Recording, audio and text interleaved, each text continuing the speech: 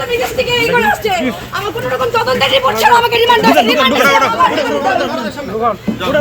ভিতরে ঢোকা তালা মারো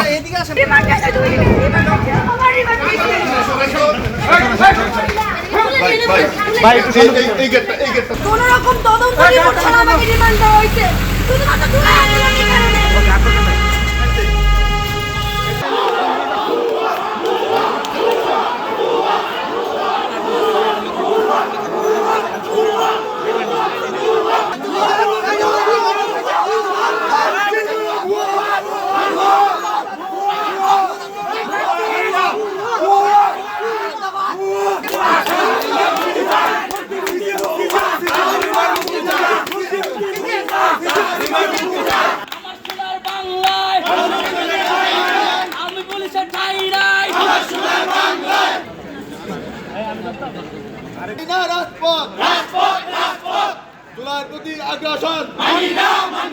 আরএফএল এসডব্লিউআর পাইপই মাপে যা বলে তাই দেয়।